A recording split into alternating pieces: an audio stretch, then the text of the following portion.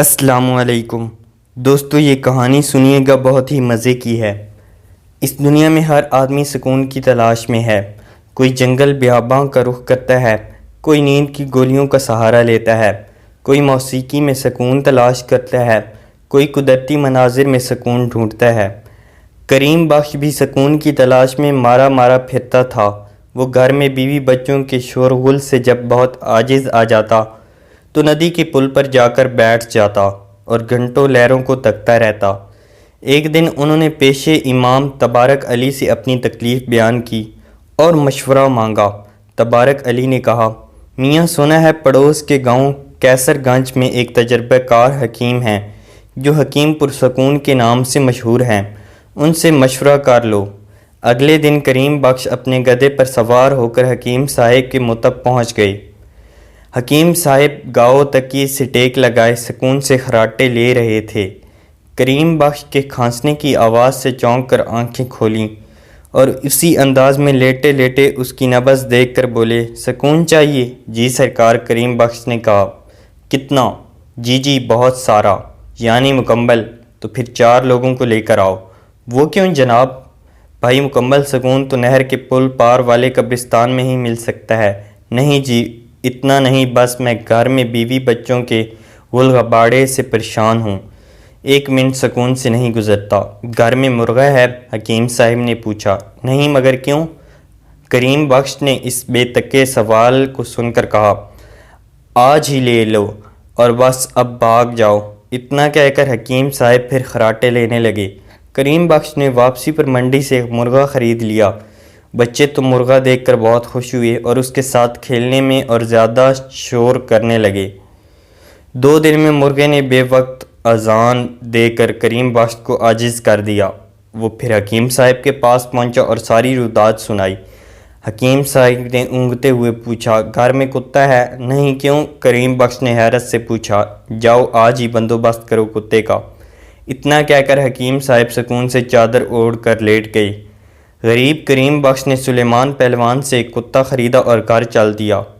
بچے کتا دیکھ کر اور خوش ہوئے۔ اب کتا اور مرغا دونوں مل کر شورغل مچاتے۔ گھر میں طوفان برپا رہتا۔ کریم بخش کا رہا سہا سکون بھی غارت ہو گیا۔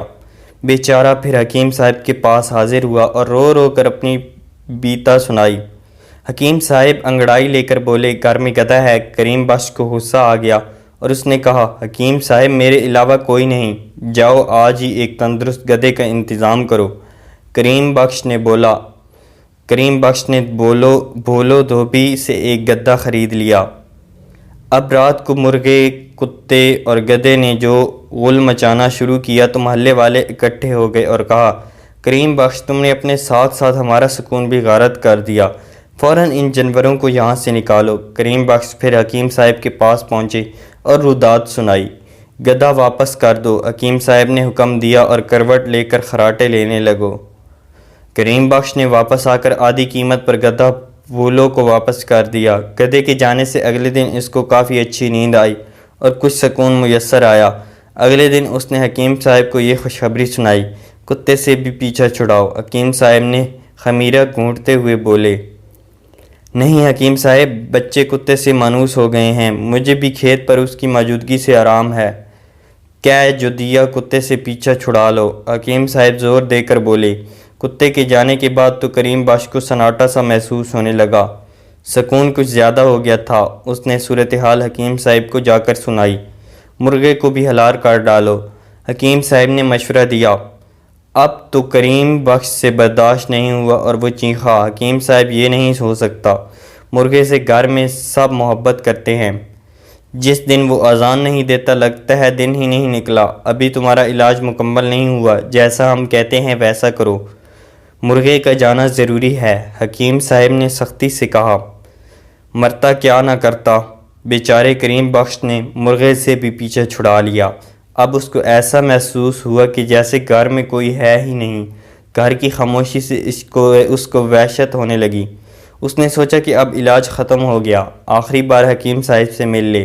اس بار حکیم صاحب بہت تر و تازہ سفید شیروانی اور مخمل کی سیاہ ٹوپی سر پر سجائے بہت خوش چاندنی پر بیٹھے تھے۔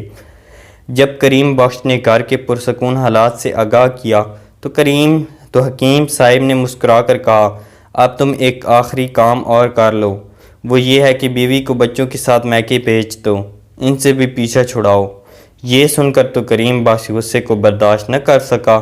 اس نے چیخ کر کہا، حکیم صاحب، اب تک میں آپ کے لحاظ میں کچھ نہیں بولا، اب آپ نے بے تکے مشوروں کی حد کر دی۔ میں ہرگز اپنے بیوی بچوں کے بغیر نہیں رہ سکتا۔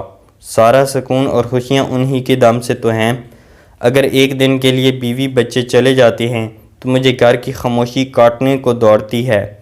اب میرے گھر میں مکمل سکون ہے۔ اب میں آپ کے کسی مشورے پر عمل نہیں کروں گا۔ یہ سن کر حکیم صاحب نے کریم بخش کو اپنے قریب آنے کا اشارہ کیا، پھر اس کے سر پر شفقت سے ہاتھ پھیر کر کہا، کریم بخش، میری یہ تمام باتیں تمہارے علاج کا حصہ تھیں۔ تمہیں اس حقیقت کا احساس ہی نہیں تھا کہ سکون انسان کے اندر ہوتا ہے۔ جو انسان اپنے اندر سکون تلاش کرتا ہے وہی زندگی میں کامیاب اور مطمئن رہتا ہے۔ جاؤ اب اپنے بچوں کے ساتھ سکون و آرام سے زندگی بسر کرو۔